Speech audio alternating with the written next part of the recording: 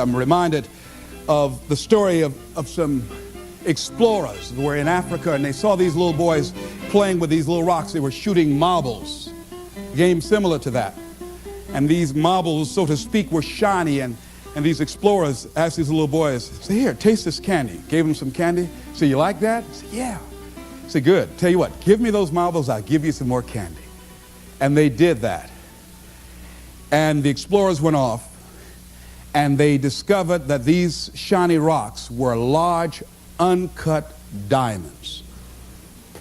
The little boys did not have enough awareness to know what they had in their hands. And many of us are like that. Many of us have genius within us. We have ideas that we use it for the company. We put in long hours, 60, 70 hours a week for the company store. We'll break our backs for the company. But when it comes to us, when it comes to using our genius in our own behalf, taking a chance with our own creativeness, acting on our own dreams and ideas, somewhere along the line we get paralyzed. We find some reason not to do it. Oh, I did that. I'm not as good as they are. I don't have their education. I felt inferior because I never had a college education. So I felt inferior. I thought people with college education were the most intelligent people in the world. And I felt inferior and intimidated by them. So I wouldn't want to speak before people that had more education than I did. What? Come on, Les, you can do that. Oh, no, I can't. Les, you're a good speaker, man. You can just communicate with people, period. Well, I'm not, there's just some things I just don't know. And can I pass? Get somebody else. I got a friend, man. This guy has a master's degree. He's real good. Get him. But I'm not the one to come speak to that group. See, I didn't know what I had in my hands. And fortunately, I had somebody around me who saw what I had and was willing to work with me until I could see it too. See, that's what many times we have to have. Somebody could look beyond our faults and see our needs. And hold that vision until we are able to capture that vision ourselves.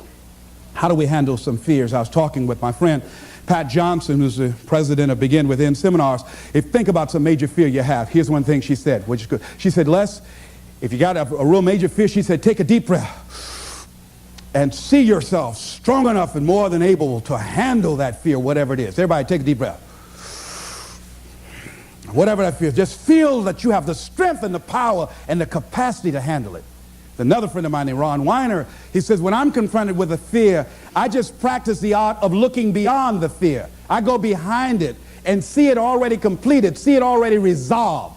And then I carry myself accordingly as if it already is taken care of. That dispels the fear for me.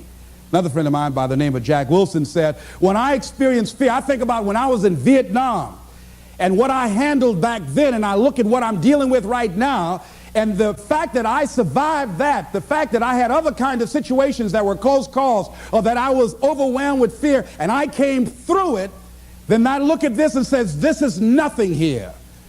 And we've all had that experience, what Jack had. How many of you had some situations that you were in that you were overwhelmed with fear? You didn't know how you're going to come out, how you're going to survive, and you did. You survived and you didn't die. Raise your hand if you survived, all right? So what you got to do, whatever that was, whatever that state of consciousness, whatever that self-confidence that you had, however you stood up within yourself, here's what we know, you survived. Here's what we know, you're still here. You didn't die. Hello, you did not die. You didn't die. You hear that? You didn't die. You're here right now. You got it and you handled that fear. You kicked it out of there. All right? Remember that play Color Purple? I remember when Albert told the girl she couldn't go with Suge. He said, where you going? This girl been wanting all her life live her dream. But she was afraid. She felt incompetent, and he had beaten her down, and her self-esteem had eroded. He said, where you going? You can't talk. Suge can talk. You ugly. You dumb. Suge got class. You ain't got nothing. Where you going? You ain't going to make it. You're going to fail. She said, look here. I might be ugly. I might be dumb. I might can't talk. She said, but I'm still here. I'm still here. And so as you begin to look at the fears in back of you, you came through those fears and you're still here. See, that's a testament about how powerful you are. And so whatever the volcano is, you have the capacity to take that volcano on, the capacity to jump in it and find your true identity. Here's another thing that keeps a lot of people from taking on the volcanoes and jumping into the challenges that they're confronted with: the fear of making mistakes or not feeling good enough. Guess what? You're going to make some mistakes. You're going to make a lot of mistakes. Guy said this, and it's true. He said, the person who has never made a mistake hasn't done anything. If you're going to make some mistakes, if you want to do something out here, you're going to fall flat on your face. You're going to be criticized when you come out into the arena called life. You're going to feel awkward and stupid and dumb sometimes. It goes with the territory. But it's okay. What's important is that you bring your stuff out here. Are you good enough? Prepare yourself. See, there's no substitute for competency. A positive attitude won't get it. Being enthusiastic won't get it. So you got to prepare yourself. You've got to develop yourself. You've got to practice. You've got to work. You've got to do your homework. You've got to do your research. See, a lot of people have a yes, I can attitude, but a no, I can't aptitude. And competency builds confidence. And confidence feeds into competency. See, the better you become, the more confident you feel. And the more confident you feel, the better you want to become. You realize that you have no ceiling. That you can better whatever you've done so far. You can go beyond that. You don't become cocky and arrogant, feeling that you've already arrived, as most people have. And that's why they've settled for less than what they rightly deserve in life. Because they feel they have arrived, and they say, well, I can rest now. I can rest on my laurels now. I've made it. No. As long as you're breathing, you've got some more work to do. There's something else for you to achieve. The publisher of USA Today said that unless you've made some major mistakes in life, you haven't started living yet. So a lot of people, if you've never made any major blunders, made some major mistakes, lost some serious money, taken some serious risk, you haven't started living yet. You don't call that living. Not rocking the boat, going through life quietly, tiptoeing safely to an early grave. No. You got to take some chances. You want to bring some adventure to your life. Repeat after me, please. I will develop myself. Sharpen my skills. I'm good. Better than good. And better than most. Shake somebody's hand on your right and left and say, keep getting better. Keep getting better. Keep getting better. Keep getting better. Here's something else. See, a lot of people, because they don't want to make any mistakes, it takes us to the next level. A lot of people don't want to fail. Fear of failure, fear of success, and guess what else? Fear of the unknown. I saw a guy last week, came up to visit me, haven't seen him for years. Bob Boyd from Columbus, Ohio. Bob Boyd introduced me to motivational tapes.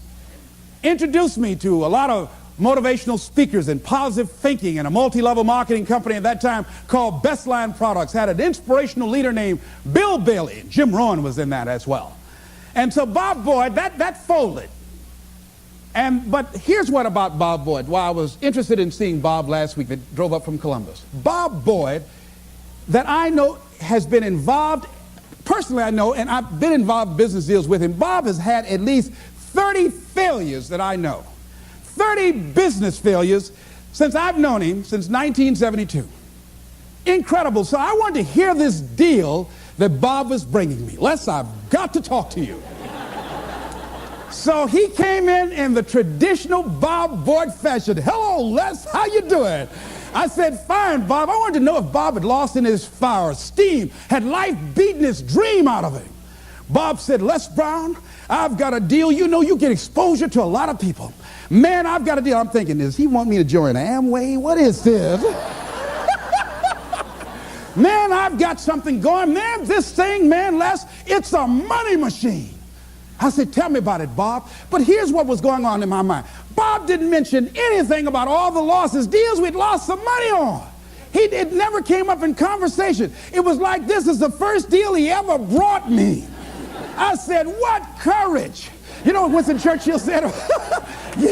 You know what Winston Churchill said about courage, Pat? He said, courage is the ability to go from failure to failure without losing enthusiasm.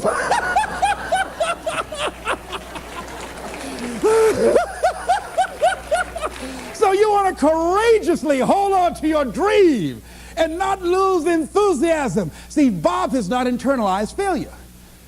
Things just didn't work out the way he wanted them to work out. He's still looking for his pot of gold at the end of the rainbow. And he was so fired up, traditional Bob Boyd fan. He took his coat off. Les, let me tell you something, man. You've got to see this deal. With the things you're doing, you're now on PBS. My God, Les, you'll make a fortune. Man, I just can't wait to tell you about it. I said, tell me, Bob, tell me. When he got to talking, I said, Bob, I want to be a part of it.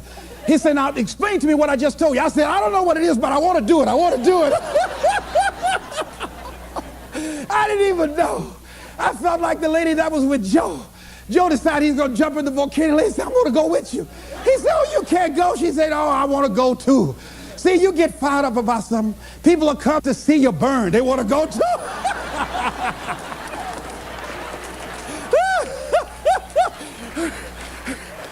So I like the fact that Bob has not lost his fire. Bob is still hungry. Bob still sees his dream. Bob is still searching for a way to make it happen. He doesn't care about people talking about it. Man, he's never kept a job. Guy's had 15 or 20 different jobs, all these business deals. Bob has turned a deaf ear to that. You know, that's what you got to do if you want to conquer your volcano. A guy in Los Angeles, all over the front page of the newspaper, he just passed the bar after taking it 48 times.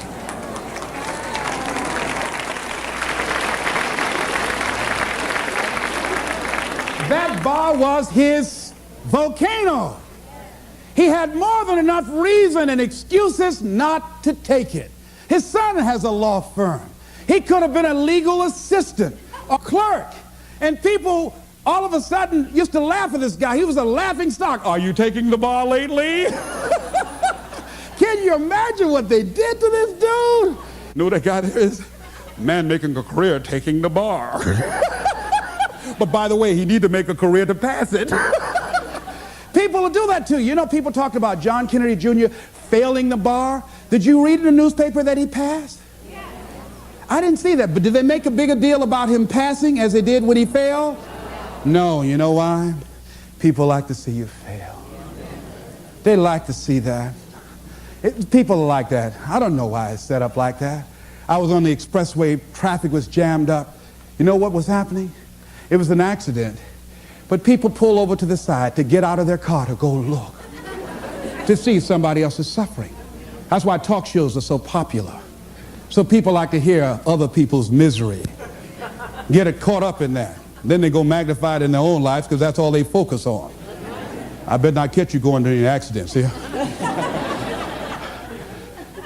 Bob Boyd went to conquer his volcano like that gentleman who decided it doesn't matter how many times I fail. I'm going to courageously pursue it. I don't care what people say. I don't care what they think. This is something that I want that gives my life meaning and value. You got a volcano like that in you somewhere. There's something. See, at some point in time, all of us have seen our destiny. I was 6 years old, man by the name of Reverend Ed Graham, Mount Zion Baptist Church in Miami. I was 6 years old right before Christmas. My mother was ill. We had no food in the house. And this tall, strapping man around 6'1" came to the door with a food basket in his hand. And he says, hello, is this the Brown family? My mother said, yes. I understand that you have 2 sons and a daughter and that you have no food. Yes, I'm from Mount Zion Baptist Church, and around Christmas time we pass out food baskets to needy families. Take the basket in behalf of the church and have a nice Christmas. And when he walked out, I said, oh boy, I'd like to be like that man.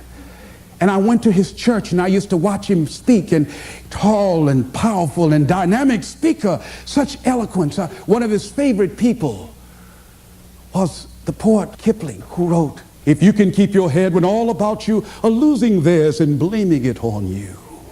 What eloquence he had. And I said, oh, I would hunch Wesley. I said, Wesley, I'd like to be like Reverend Graham. Boy, he's powerful. A friend of mine, Mildred Singleton, my former fiance, she was with a school outing. But we're still good friends. She is y'all always dipping in my stuff, but anyhow. Somebody say, I'll take you, it's all right. But she was on a school outing, and they took her to a hospital, and she was in the operating room watching from a distance. And she saw someone working or doing eye surgery, and she says, that's what I want to do. She's just a teenager, and today she's an ophthalmologist. All of us have seen our destiny at some point in time, and we decided not to listen. We decided to ignore it and say, no, that's not for me. Life came in and slapped us side the head, and we stopped dreaming anymore. Bigger Thomas said, the impulse to dream has been slowly beaten out of me through the experience of life. And that's what causes many of us to give up on our volcano. The experiences and the challenges, the defeats, the disappointments, and the failures of life.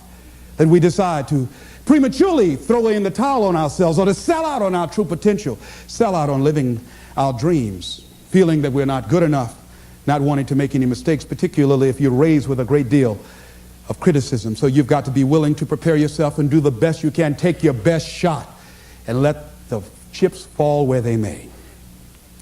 And so as you begin to look at people become afraid of success because they feel they're not good enough, they can't handle it, the responsibility is too big. I've been there.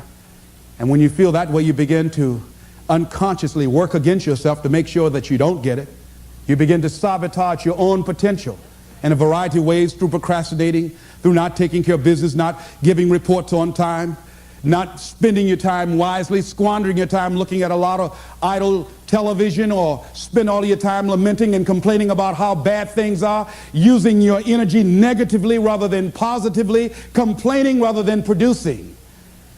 That's what we do when we're afraid of really making it.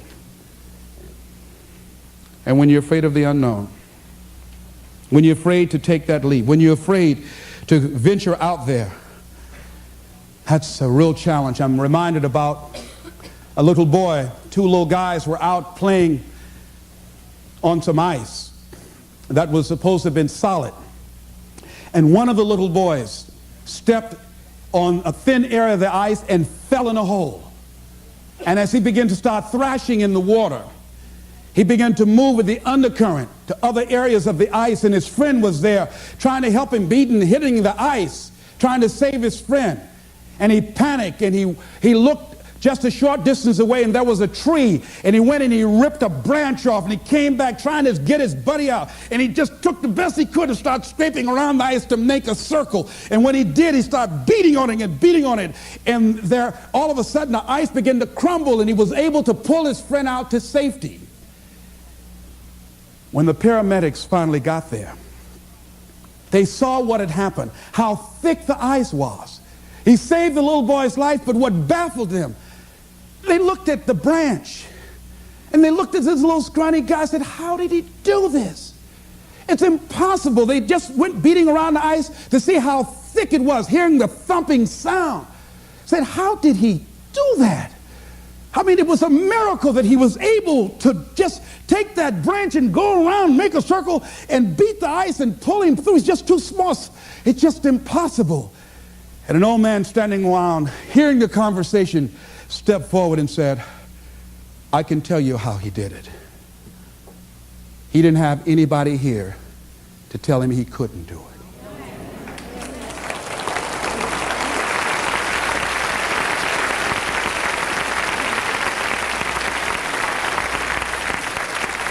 See, sometimes life will happen to you, like this little boy, and you won't have time to say no. You won't have time to think that you can't do it. The only time you will have is to act, to take the leap of faith and believe that everything is going to be all right. Take that leap of faith, trust yourself, and know within yourself that everything's going to be all right. But aren't there some guarantees you can give us, Les? Yes. What is that? You're going to die. Excuse me? You're going to die. In case you didn't understand that, you can't get out of life alive. So I'm saying to you, you got 6 months to live. Live your life now. Live your dreams now. Start acting like this is your last day on the planet. See, if we decide that we don't need a pronouncement from some physician to say we have 6 months to a year to live in order to really begin to appreciate the beauty of life, in order to really to make some hard decisions in life. See, we have the power in our hands. Like those little boys, we have that kind of power, that kind of genius, that kind of fortune, that kind of wealth, that kind of happiness, that kind of sense of fulfillment in our hands. We have that. We have that. It's in our hands. It's on us. And nobody can make that decision for us. We can give it away. We can give it to the company store for $400 or $500 a week.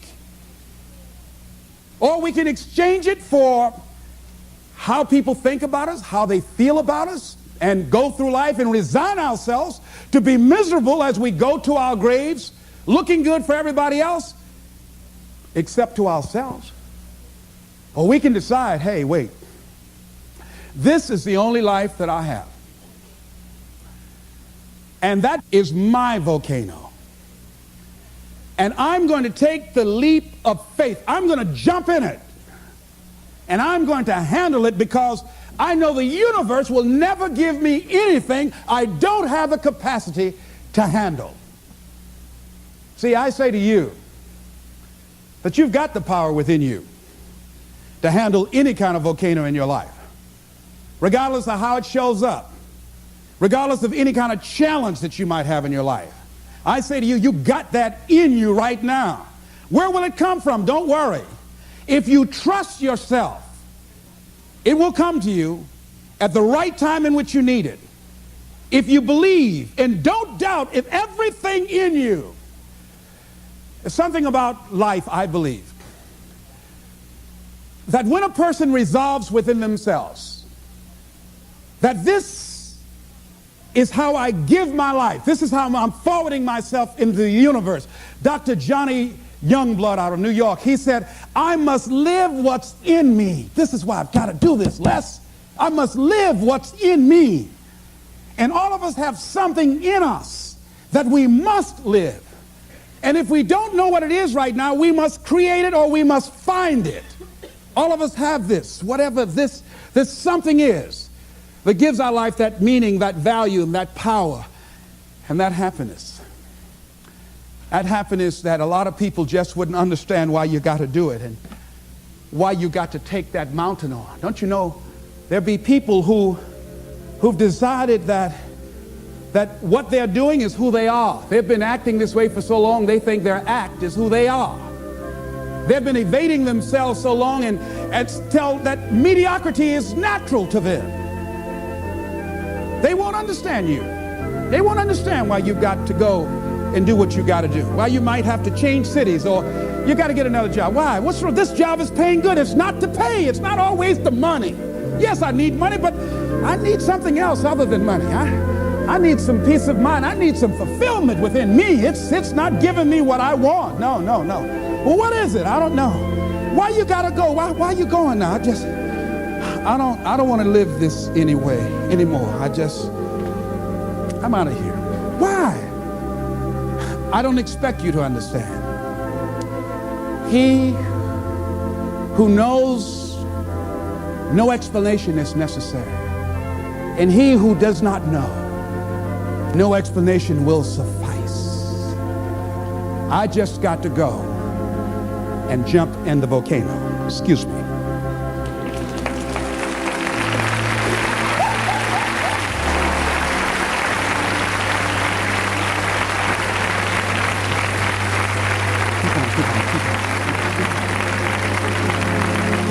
So I say, design your life so that it makes sense to you. It might not make sense to anybody else, but it makes sense to you.